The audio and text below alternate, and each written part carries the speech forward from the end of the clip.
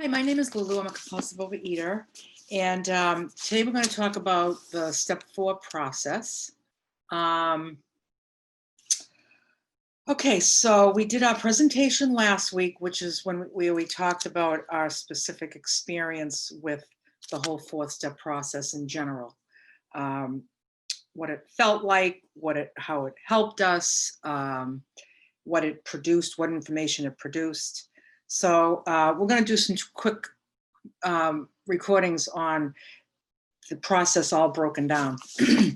So if you look on in the big book on page 64, at the bottom of the page, it says resentment is the number one offender. So we're gonna actually have three. The 4th step involves 3 inventories: a resentment inventory, a fear inventory, and a sex inventory. And right now, we're just talking about the resentments. Resentment is the number one offender. It destroys more food addicts than anything else. From it stem all forms of spiritual disease. Disease, remember that, dis-ease, not at ease. Dis-ease, not at ease. I'm not at ease spiritually. This is what my problem was at that time, as before I started writing. For we have not only been mentally and physically ill, we have been spiritually sick. And when the spiritual malady is overcome, we straighten out mentally and physically.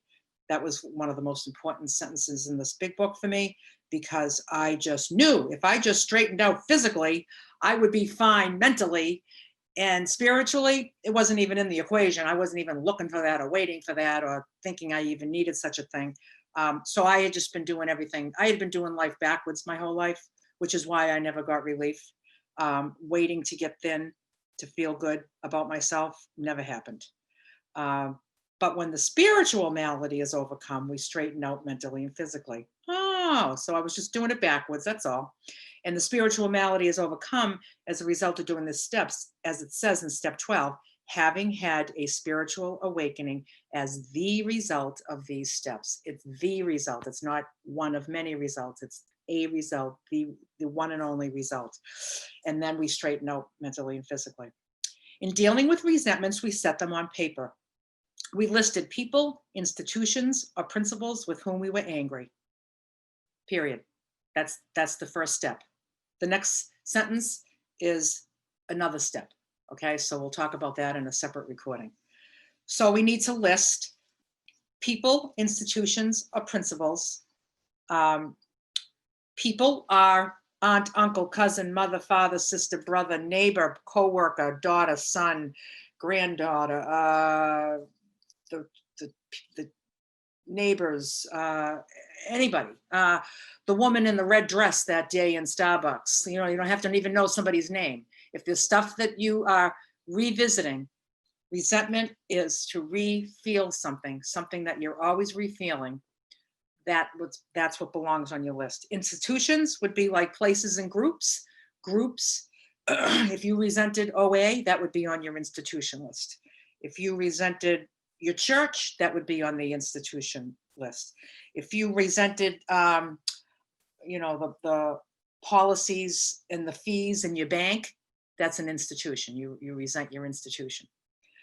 Principles would be really kind of any fact that bothers you. It could be just something that exists in this world that just bugs you. Like, I don't like, the medical system. I don't like my health insurance, or I don't like the government. I don't like, well, that could be an institution too. I don't like people that, burp in public. I don't know. I mean, anything that just winds you up. People that, spit. If I'm out and every time somebody spits on the sidewalk while I'm out walking, if that's something that rips me up, then that is a fact that bothers me, just because people do it, right? So you could say people, places, and things. Just to simplify it, that's what I do: people, places, and things. What are the people that I resent? Which is not just anger. Think of just even frustration. Because I remember saying to my sponsor, I don't really feel like anger about this, but it just frustrates me. And that's when I wrote in my big book, anger / frustration, anything that just kind of winds me up and makes me think about it and feel not feel accepting and loving and accepting. And so people, places, and things. I uh, I like to say, like, total of all of them, to do what you can. Don't leave anything off the list that's critical that it's there. But if you can keep it to like about 50, no more than 50, that's ideal. Because basically, um, when you end up doing your fourth step, you get to the other end of your writing and you start to unravel life. The patterns that you need to see in the way that you behave and think and your fears involved and how you're affected by life, the patterns are going to show up. They're going to show up in, you could probably do 10 and you just see the same pattern, because in every instance, the common denominator is you. You're part of all of these situations, and you'll see the patterns of yourself in your writing. I mean, I've seen listed like with 100, and it's just like, you can do the 100, but like, it's really not necessary, because if you keep it to 50, when you unravel that 50, that other 50 that you didn't put on the list they'd just unravel. They'd unravel in your head. Like you wouldn't even have them on your list to begin with. That's how powerful this process is. So we just kind of need to see the patterns so that we can swallow some truths about ourselves, like it says in the big book, on 71, where it says, if you made an inventory of yourself, you've made a good beginning. That being so, you've swallowed and digested some big chunks of truth about yourself. So that's what we're doing. We're just finding out about ourselves, and you can do that in like 50 or less. So I'm just gonna just really quickly, for examples for myself. Of course, I had my mother, my father, my brother, my sister-in-law, my niece, my nephew, ex-husband, old friends, new friends, current friends, ex-friends, my kids, co-workers, old boyfriends, a couple of my aunts, a couple of the neighborhood kids when I was young, this woman I met on a cruise a few years ago, her son, my old drinking buddies, few cousins, some people in OA. I had sponsors. I had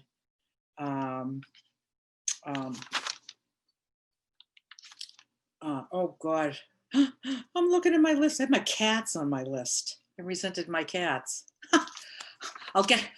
We'll get to why when we get to that part of the writing. You'll see what I resented about my cats. I don't know.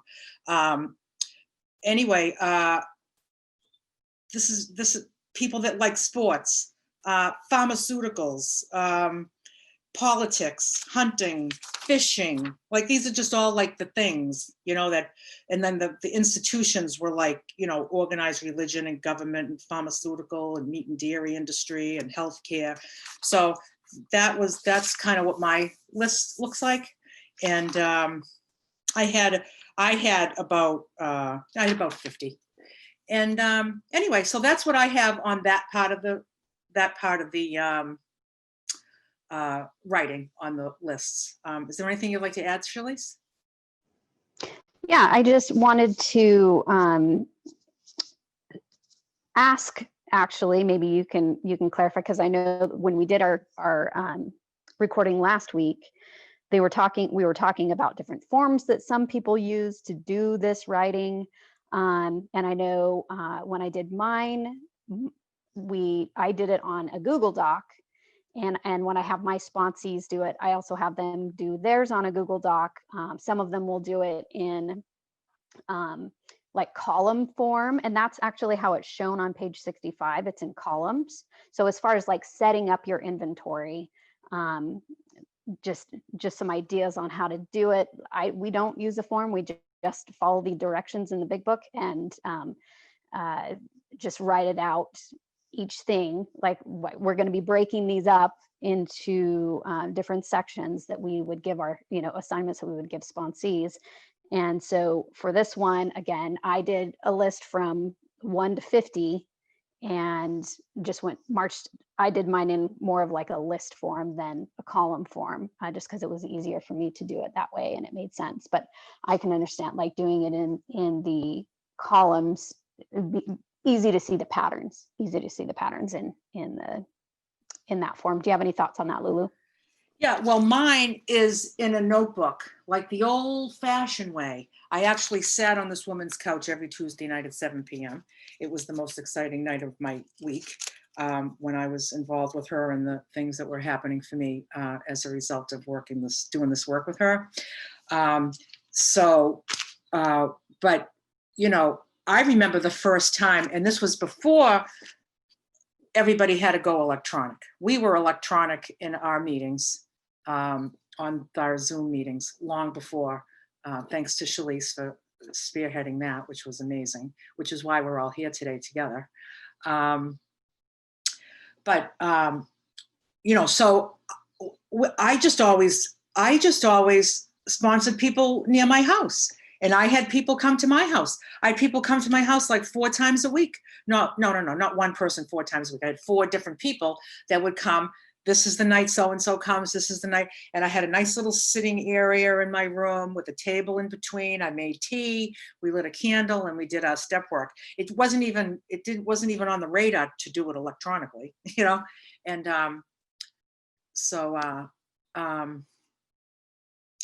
anyway, the first time somebody asked me to sponsor them and they didn't live in my state, I was like, oh, I don't know. I'm like, how can that work?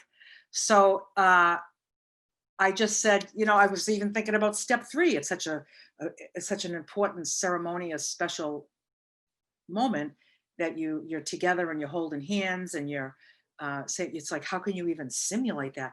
Well, where there's a will, there's a way. So figured it out, and Jesus, even the people that live near me, we don't even bother getting together because it's just as easy just to do it this way. Although there is a woman that I'm working the steps with now who lives nearby, and we do it all electronically, but I said, maybe when we get to step 3, we'll meet, and so I think we're going to do that. But my point was, yes. So after getting all the kinks out of, we're doing, sponsoring somebody electronically, what works for me is the Google Doc. And I forget, it wasn't my idea. It was somebody else's idea. And I was like, yeah, that would be great because you go in the Google Doc, you do your step work. I have access to it because I always had to walk in my sponsor's house and hand her my book. Like I would hand her my book and she would look through to make sure I was on the right track, that I was understanding her directions. And so you just hand over your book to your sponsor for your 5th step, for your instructions as you go along. So how it works for me is there's a Google Doc, and you make your list on the first page, and the next instruction will be, for me, is to copy that list a second time, so the list remains intact, and then with that list of names, that second list of names, you put a page break in between each name. So we have each name, people, place, or thing on a separate page. So now you've got a document that's 50 pages. And then as we go through the rest of the sections of the writing, you would go for each person and add to that page until you'll have a full page 4th step writing assignment on each page of each person, but to have that list intact. That's how I do it. I haven't even seen how it's in table format. All I know is that by the end of it, I wanted to be able to, like, I don't know, like if somebody's doing their 5th step and they're working through certain people. And then I don't want them to email me and say, I did this person, it's on page 52 or whatever. Like, I don't want to be searching and finding it. What I want them to do is cut and paste it out of the Google Doc into an email. So each one is separate, because sometimes it involves several email exchanges to kind of get to the bottom of it. And then once we get to the bottom of it, they can cut and paste that back into their Google Doc and replace it to have all those comments and ideas and extra things, extra unraveling. That's how I do it. And I know it might be a little bit more complicated for the sponsee, but on my end, working lots of 5th steps, sometimes simultaneously, I need order. That's how I keep order as a sponsor, but everybody has their own. So, I mean, if you could have this chart idea, if it's easier on the eye, I mean, I don't want to go in and scroll left to right. I don't want to do that as a sponsor. I don't know how an item would be cut and pasted into a email, what that would look like, but it's likely a good idea. I just haven't, because I work with so many people, like, it has to be my way. It has to be, I don't know if it's the brightest way, if it's the smartest way, but for me, it has to be my way, because, you know, sometimes I can be sitting here for like 3 hours doing step 5 and step 10 work with people, and I'm constantly in, and I need to be, I can't have the complications of technology. I need to just sit in the situation that I'm reading about, and I need to be in it and really feel it. And so I have to remove frustrations from myself. So that's about me. So I don't know what it looks like. What does it look like for you, Shalece, on your end when they're? It's kind of similar, and I don't really worry too much about that part as far as how they put it in their Google Doc. But I do, you know, when we get to that point, when we are at the 5th step, that's when I just say, all right, now copy and paste this, you know what your writing has been. I think the whole point is just not necessarily how, like, that the structure of it, but it's just that the instructions have been followed, and that all of the important stuff is put in your writing. Right. And then as far as like doing it on a list or doing it in a table or doing it on a, you know, there are 4th step worksheets out there, which is the way that I did my first 4th step. But this way is very, very, very, very, very, very thorough. And so this is the way that we and really, it's really up to your sponsor too, because you know, if I went into my sponsor and said, oh, I want to do this by email, and she'd be like, no, you're doing it on the paper, and I'm going to look at your notebook. That's what she wanted to do. And I can see that it makes sense. It should be what her experience is and how she's going to have to receive it. It's going to be her way. It's her own system. So I would say whatever your sponsor want, if somebody wanted to do the charts, I don't know. I would have to, I guess I would say, show me an example and I'll see if I want to work with that. Because I got to go in and do all the checking, and I want it to be easy for me too. So, you know, it's really up to your sponsor. Your sponsor might say, set it up however you want. And maybe I'm just like an old grouch. I don't know. But it's kind of like we just sponsor how we've been sponsored. And also it's kind of sort of evolves. But again, it's just the important thing is that the instructions are followed and that it's all on there. I can remember when my sponsor was taking me through this, and she told me on the top of the page, you write, I resent so-and-so, right? Oh, then then she would say, go to the very bottom of the page, 3 lines up, and write down fear and your fears. And I'm like, why are we going to the bottom of the page, right? And writing allowing these little 3 lines for this, and now something's going to go in the middle, but like, why is it there? Like, I don't know. I guess I like logical reasons. And I'm just like, why are we doing it like that? And she's like, I don't know why, but that's what my sponsor told me to do. And that's what I do. I'm not messing around with that. So when I had people coming to my house, right? I had people coming to my house, and I was like, okay, so now you're going to write your fears at the bottom of the page, 3 lines up, write the word fear. And they're just kind of like, why? And I'm like, don't know. I don't know. I'm afraid not to do it that way. You know, because I want you to get the magic that I got. And she got the magic that she was, you know, and actually she was brought, my sponsor was brought through the steps by a man who was from the original Hyannis group, which is where the Big Book Step Study originated, in Hyannis, Mass, down Cape Cod. And she just adored him. She adored him. And but she was retired at the time she took me through. And I saw her schedule on her refrigerator, her sponsee schedule. Everybody comes, what time they're coming, 18 people a week. That's what she did in her retirement. Yeah. And I was grateful and blessed to be one of the 18 in that rotation at that time. She just had people come and go, come and go. It was like a revolving door. Her neighbors must have thought she was like some druggie or something. And she had this beautiful golden yellow lab dog. His name was River. And he just was at the door waiting for the next person to come so he could jump all over them. And yeah, it's just a beautiful memory to think about everything that I shared with her on this 4th step.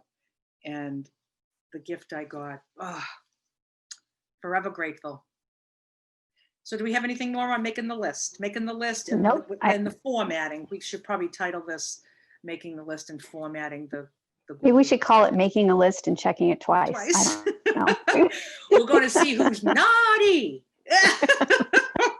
Oh, naughty, naughty. All Yeah. right, so I'm going to end this recording and then we'll go on to the next set of instructions.